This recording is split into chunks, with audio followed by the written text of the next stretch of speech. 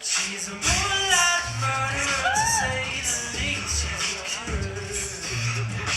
You want a midnight snack, but she'll give you a feast. It's great to have you, Armand. For the benefit of those that may not know, maybe introduce yourself to the viewers. Hey everybody, my name is Armand Hutton. I sing in a group called Corner Symphony.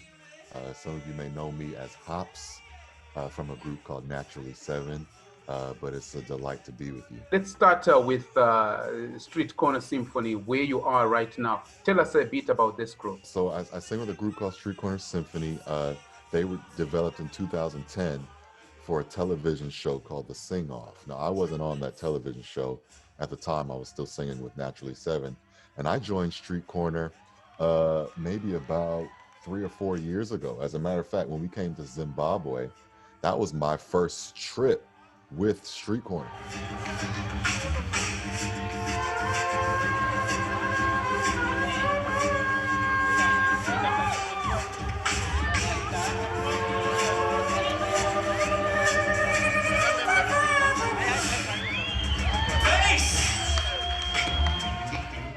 So I was kind of just getting to know the guys, but we became friends really quickly. We met at a cafe in a coffee shop here in Nashville.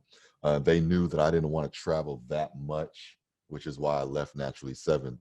But you know, the schedules just allowed, and their personalities were so great. They allowed me to really be free creatively and to be myself. So I said, you know, the fit is wonderful.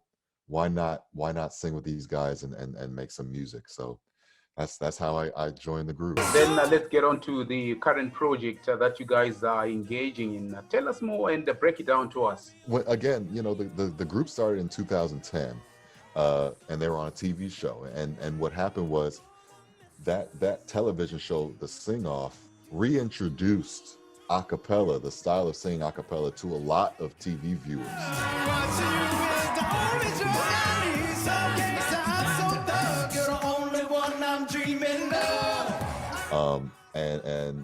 And so since that was about 10 years ago, I asked the guys, I said, hey, you know, since that time, your core fan base has grown up and now has kids. What if we did something to cater to that audience, the fan base who loves good music, loves a cappella, but now they have little kids? What if we introduced a cappella to their kids the same way that we reintroduce a cappella to them? You know, and there's a lot of kids songs out there, Baby Shark, Kids Bop, you know, Elmo songs, you know, that parents play for their kids, and they don't necessarily like the music, but they play it just to keep the kids quiet. And so I said, what if we wrote songs that the parents actually enjoy playing? If the kid, you know, is singing it for 100 times, you know, 200 times, that the parent will say, you know what? Okay, I do want to play that song for you again, you know? And so the guys in the group are really great songwriters, Jeremy Lister, Caleb Jones. So we got together and we wrote 10 songs, 10 kid songs that with catchy tunes, catchy melodies, but are in a cappella that have really nice arrangements. And so we said, let's do a kids album.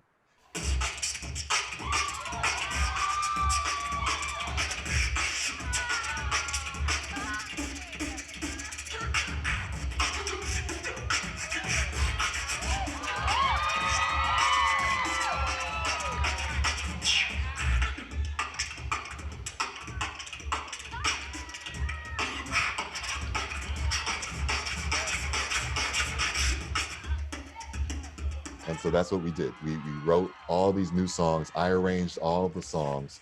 I'm kind of producing this record for us. And it's just really fun stuff. Some of the songs will make you laugh, you know, and the songs have positive messages as well. Like songs like Attitude of Gratitude, and a song that talks about kindness, being kind to people. Another song that says, be brave, you know, basically just telling kids to be brave, to do different things, try different things. And so, yeah, we're just very excited about the material. Oh, here's Jeremy. We're very excited about the material of this record. And we just thought it was a good time to do, something that we hadn't done before when it comes to writing kids music.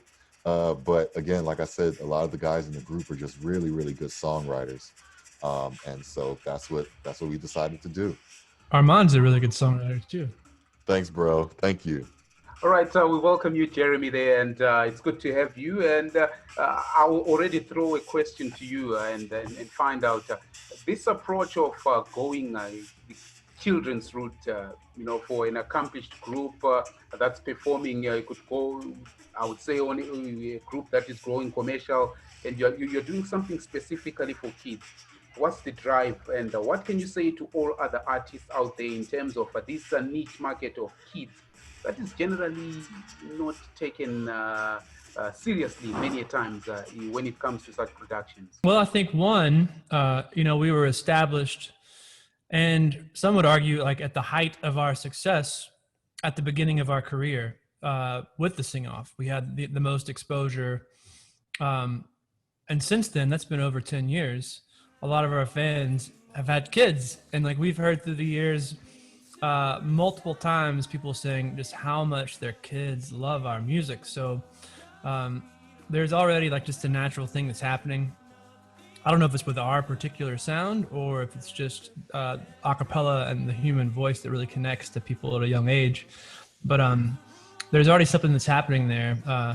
And as far as like what you're I guess a lot of people will assume that children's music is kind of going to sort of be dumbed down to a degree and like be simpler or less sophisticated and things like that.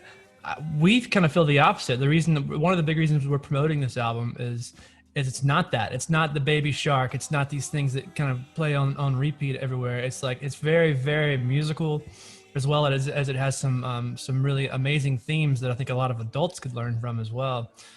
So it's it's kind of for the parents and the kids because it's really musical. The content lyrically is something that has some depth to it. But it also, it's fun. It's something you kind of want to move to, and it's a little playful, so I think the kids will really, really enjoy it. Hopefully everyone will. And that's the difficult part. The complexity of it is writing songs for two different demographics. Usually an artist, they know their niche, they know that who their audience is going to be, and that's who they cater to. But for us, we're trying to cater to both at the same time, to the parents and to the kids, and that's not an easy thing to do because the songs do have to be simple. The songs do have to be catchy, but the musicality can't be that way, right? So it's kind of difficult to marry the two things together. And I think that we've done that with this project. Africa, I long to see you. Away, rolling river. Africa, I long to see you. Away, I'm bound away. Across the wide seas. Right now, we're doing a Kickstarter to raise money for the album. And Kickstarter basically is a crowdfunding thing, similar to GoFundMe, similar to other things. But what makes it different is that when you do pledge on Kickstarter, you're not just giving your money away. You're actually signing up for different incentives, So there's things on there where for a certain amount of money, you can get the group to, you pay this money, and then the group in turn will have lunch with you over Zoom or something. Or I think there's one on there where we write you a full song and produce it, So it's not just like, you're giving the money and then you walk away. You're giving the money, and not only are we being able to go in and finish this record, but you're getting something in return that other people can't actually get. Like there's even some stuff on there. There's a merch tier, like merchandise tier, that a lot of that stuff is unique items. It's not like, oh, here's here's a T-shirt, and then that's the same T-shirt everybody gets. I think there's some stuff on there with some rare street corner posters, and there's, you know, of course, signed CDs and stuff like that. But that's the main difference. That's where we are with the album right now. We have 3 songs that are fully produced, fully mixed, but there's still the rest of the album that needs to be done. So that's where we are right now in terms of the progression. All the songs have been written, all the songs have been arranged. It's just now going into the studio and having this Kickstarter fund that process. Donate today. We're looking to raise $25,000, 25 grand. We're halfway there right now. We're halfway there. We're halfway there. We have a few more days actually to do it, because actually that's another thing with Kickstarter. If you don't raise the full amount, then you don't get any of it. So I've already gotten a few gray hairs because of this process. All this being done for the sake of kids. What's driving this passion towards kids? I want to hear from both of you. What's this drive? Why the children? I also teach a class once a week at a local school. I teach songwriting, and every year starts the same. The kids are like, they're really anxious about doing it. They're really nervous. They're really kind of like in their shell because they don't realize that they have this craft. They have this gift inside of them to be able to write a song, to be able to express themselves. Man, by the time we get halfway through the year and they've seen and started to sing, you know, some of the songs that they've written, and then we go into the studio and record the songs that they've written, all of a sudden you see a totally different child from beginning to the end of that process. One who was a lot more courageous, one who was a lot more open to trying different things and a lot more settled in who they are and not afraid to make mistakes, not afraid to write the wrong word or sing the wrong note. It's like, so, and then I've also witnessed some of the kids that were in my class, 7th and 8th grade, now graduating from high school, now going into college, and their parents coming to me and saying, if it weren't for that class, I don't know the trajectory that they will be on now. They turned into a totally different person. And all it wasn't some brilliant teaching of mine. All it was just allowing them to make mistakes, allowing them to try different things, to be brave in different circumstances. So I've witnessed firsthand the power that music has to transform a kid's life. And we live in such an interesting time now in the world where there's such bad news. You know, we're just now trying to get over being in a pandemic in which adults were afraid. Adults were nervous and scared. And can you imagine a kid looking to that stability in an adult and then seeing how unstable things actually were? You know, adults didn't know what was going on. Forget about kids knowing what was going on. And so we felt like this was a perfect time to spread messages of hope, to spread messages of love, of being courageous and reaching, you know, the foundation, which to me, I feel like kids are the foundation.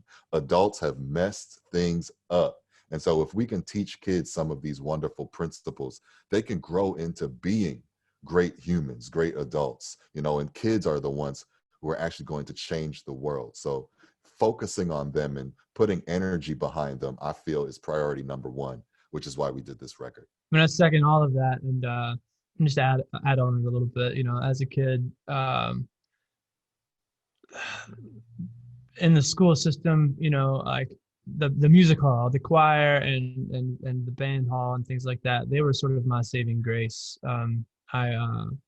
I was picked on a lot. I was really, really small as a kid. I was bullied a lot. I was even put in the hospital. I got beat up by a gang of guys really bad and cracked over my head. And so I was kind of just nervous around people as a kid, but like I could really open up and be myself in the music halls. So, you know, we Street Corner loves doing things with kids. We like going out and doing workshops for, you know, kids of all ages, whether it's, you know, in grade school, whether it's in high school. I mean, when we came to Zimbabwe, you know, we did everything from kids that, you know, were from 4 to 8 years old, and then through high school and the collegiate level as well. And it's such a wonderful, rewarding thing. Actually, today I got on with a young aspiring artist who's still in high school, and just because I enjoy doing it, like I love helping people develop their craft. Um, and I kind of want to give back because I think that having that as a kid for me was so important and like helping me becoming a songwriter. And then also to echo what Armand said too, like the themes of these songs are just so important, you know. Having an attitude of gratitude, being kind, being brave, all these things that I think we need to hear and instill in people when they're young, instead of having fear. And from fear, you know, so many negative other attributes can arise. So the antithesis of that is bravery and courage and gratitude and joy and these things. And that's what we're hoping to bring to people in this album. Tap your feet.